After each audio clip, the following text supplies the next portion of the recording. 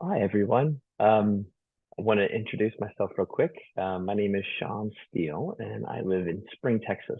So that is about 40 miles north of Houston. So if anybody is familiar with that area, I would be surprised, but that would be great. And so it's getting into the evening here for us here down in Houston. I've had the pleasure of knowing Jamie for a little while now, and been following y'all's community online. I'm a big fan, and so this has been a long time coming. I am a call myself a church midwife. I don't really like the birthing. I'm sorry, I don't really like the planting metaphors. I think that the work that we're doing creatively nowadays is a little bit more akin to midwifery. So I've been doing creative work in the church world here for about 8 years. I've been ordained for about a decade, and so the way that we do sermons and conversations in our communities, we have 11 small little communities. Is I would If it would be okay, I'd like to share a few thoughts, and then I'll invite some folks if they'd like to share some story. If there's a story that you have that connects to what it is that I talked about, if something stirs in you, one of our core values is the wisdom is in the room, and not in a person. And I know that that's really important for y'all as well, to sort of source all the wisdom that everybody brings to every gathering, because we're all sort of walking each other home as it is and trying to figure all this out. And so I saw this image when I was floating around, and I don't know who made it. I'll be honest with you. The one that's on the screen now, and I just think it's kind of beautiful. So I made that our first one. It kind of resonated with me as I was thinking about the gospel and different things. And so our reading today is from Matthew 18. And I found sort of a little bit of a summary here. We are in about the middle of the gospel. And in this chapter, this is coming after folks have made a proclamation. Peter has made a proclamation about who Jesus is and has experienced some wonderful things. But just like all of us, we are both trying to live our life where Jesus is the rock of our faith. Our proclamation of who Jesus is as Messiah is sort of the rock we're trying to build our life. And then we're also these stumbling stones where we're just getting it wrong. We're just constantly sort of faith seeking understanding, which I love. And in this chapter, you see that. You see the disciples, you see the community trying to understand what it means to proclaim Jesus as Lord and Savior. And that resonates deeply with me because it seems like every single day I'm trying to do that too. I'm trying to figure out what are the true implications as I wake up and I try to live my life and align my life following this risen Lord in the world through the power of the Spirit. And so you get a lot of teaching in Matthew 18, so Jesus is moving towards Jerusalem, as it were, and he's teaching the community what it means to be a disciple, the implications of that proclamation. So we get questions about what does it mean to be great? How do we deal with the weakest that are among us and around us? What do we do with those who sin against us, right? How do we set boundaries is actually kind of an important way that I understand 15 to 20. And then, what about the really annoying people that sort of keep on hurting us and sort of sinning against us in the community? And so that's where we kind of are staying today. I think that's a pretty honest question. I mean, if you're anything like me, this is something that I'm trying to figure out. It seems that most people are trying to figure out, like, what is our relationship to forgiveness? And when are we ever off the hook for it as disciples of Jesus? Does there come a point where we kind of get off the hook for Jesus' call to forgive? And so Peter comes and says, so as many as 7 times, and Jesus says 77 times, another gospel 7 times 70, and there's all this weird language. And but the point that I think that Jesus is trying to make to us and to the disciples is that there actually is never a point in our relationship with people, with creation, with anything, where we aren't called to live into forgiveness. And I think that's actually, pretty radical. And then right after that, Jesus says, well, let me try, as Jesus is fond of doing, let me try to illustrate the point through a story. So he tells this famous story about which it's fraught with tension, right? About the unrepentant servant, right? The unforgiving servant, and it's an allegorical story.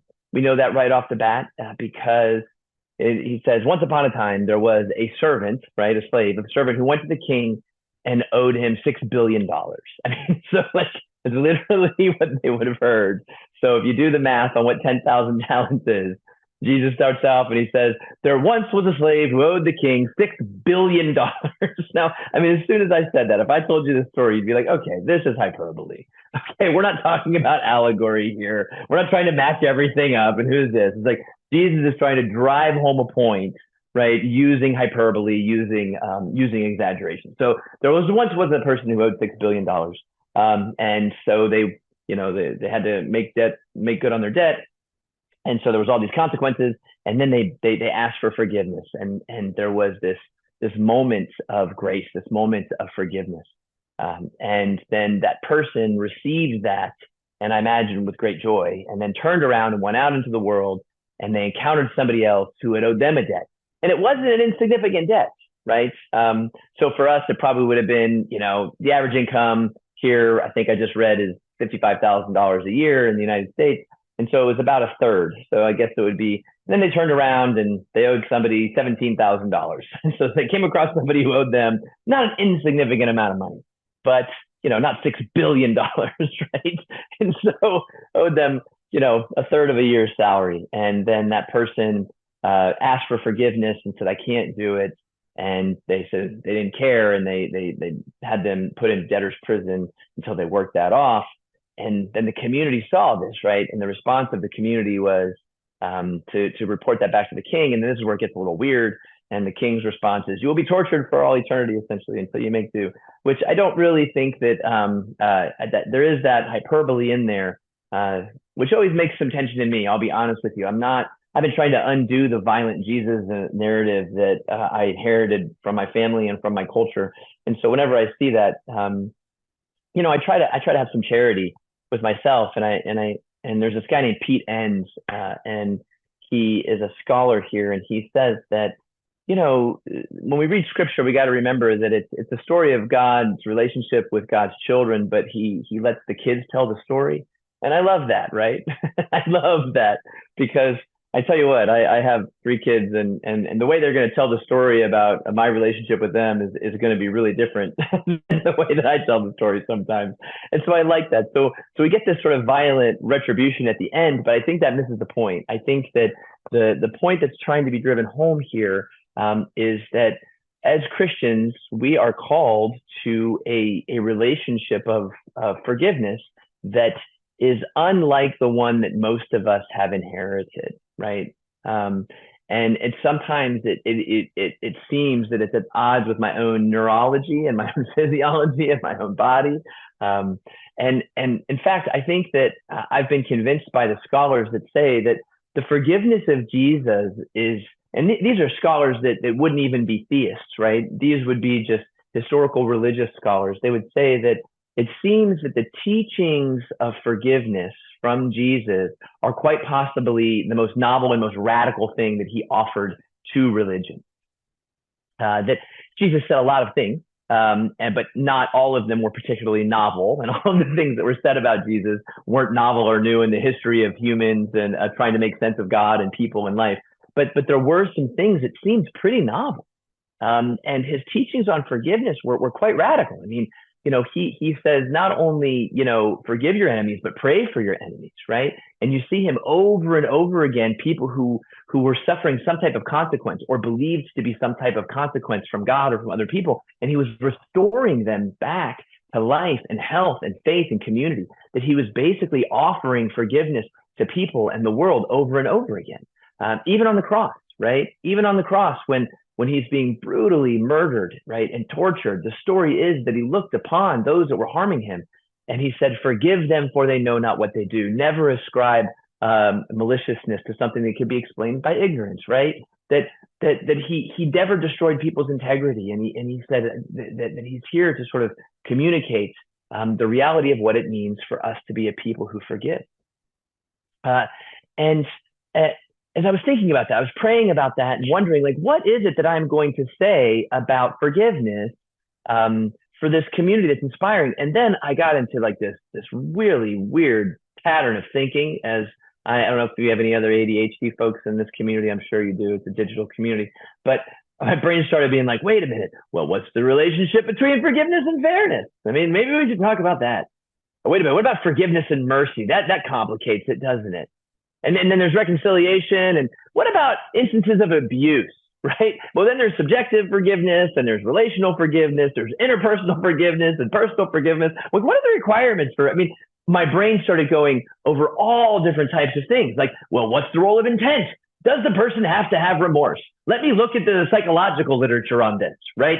What about if it's a repeated offense, right? And what about the degree of harm? I mean, that should be something that people should think about, right? And you know what? There are legal considerations when it comes to forgiveness. So, I mean, it's not just as simple as me saying that you are forgiven. I mean, our culture has these legal boundaries. And so we would have to talk about that. And over and over. And I started realizing, like, oh my goodness, this is really hard to talk about, isn't it? This is, I mean, and so we're not going to ever end a conversation figuring out forgiveness. Like, oh yeah, I've got it. I've got the formula. Because here's the thing. Jesus is not offering us, right, one algorithm. He's trying to say that, you know, and this is why I like the allegorical, and I like the hyperbole. I like the way that Jesus teaches his story, right, and the metaphor. Because I think what Jesus is trying to do when it comes to this is he's trying to change the way that we're thinking about things, maybe not necessarily solving every problem. And it got me thinking about there's a sort of hidden allusion in the reading to Genesis. So Walter Brueggemann is a scholar. He's worth looking up and reading if you're interested in scholars. And he goes back to Genesis 4, and he is saying that implicit in Peter's question, right, about how many times to forgive, 7 times, and Jesus' response with the 7 and the 77, right, is this hearkening back to the story of Cain, right? Because if you remember, in the story of Cain and Abel, right, Cain kills his brother, and then people said, well, if he goes out in the world, then people are going to kill him. And God's response is, no, I am going to put a mark on Cain because I am going to be the vengeful God and harm Cain. Eventually, I'm going to give Cain what he deserves. And if anybody punishes Cain, then I am going to visit upon them 7 times the punishment. So that's the story of Cain, right? And then you look at this descendant of Cain, Lamech, and he murders a kid, basically. And basically, his response is, if anybody gives me my retribution, God will visit upon them 77 times that retribution because God alone is going to judge me, right?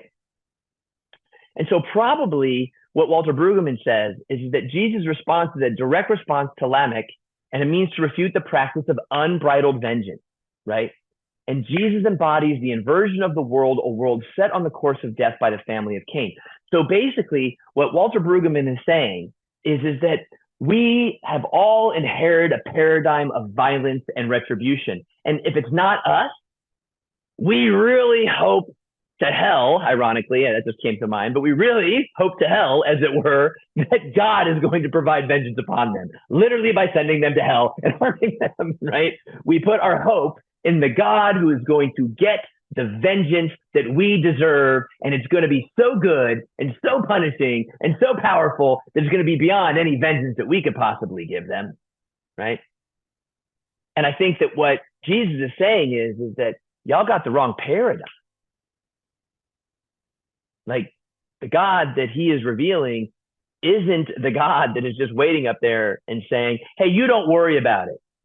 You don't forgive. Don't worry about it. I'm going to give them what they deserve. And how many times, if you're like me, have you done that in your life? Have you said, you know what? God's going to give them what they deserve. Well, if the story has anything to say about it, what God's going to give them is grace and forgiveness, right? And is that what you're thinking when you say that? That I'm just going to forget and forget, and God's going to give them what they deserve. And Jesus is saying, like, there's something about moving into this worldview of forgiveness, of grace, that challenges all of our need for sort of vengeance, retribution, violence, especially for those who have hurt us deeply. What Jesus is calling us to do is a paradigm shift.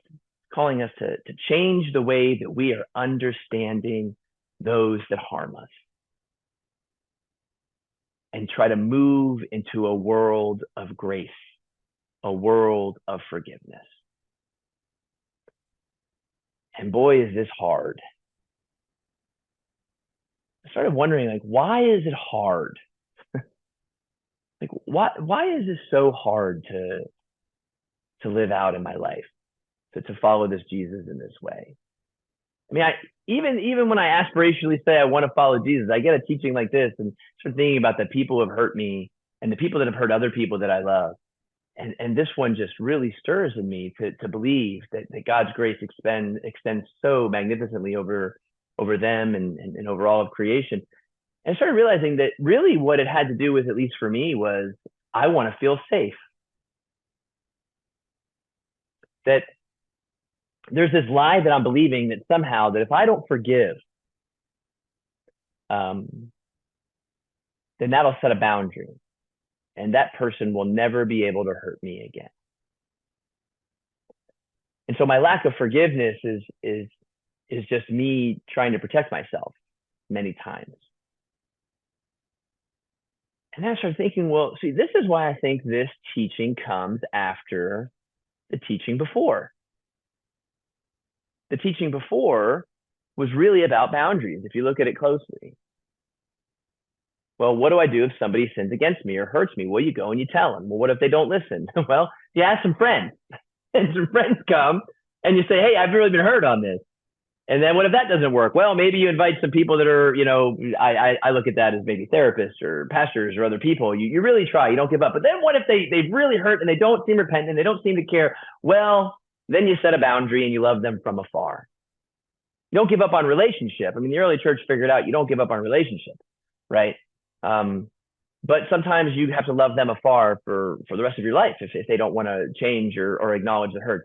That Jesus is saying the only way for us to live in an economy of grace, where we are genuinely offering forgiveness because we thoroughly understood for that which we have been offered love and forgiveness, is as if we have very good, clear boundaries. That the economy of Jesus is an economy that is not desiring us to sort of over and over again put ourselves available to get harmed by other people. It is saying that we offer forgiveness in the world, we seek reconciliation, we recognize that we have been loved and forgiven, and then we also set boundaries and make sure that because we're entitled to feeling safe in our relationship. That Jesus is trying to shift our understanding that we don't need vengeance, right? We don't need violence. We don't need to believe in a God who's going to exact violence. We can live in a world of grace and love and boundary.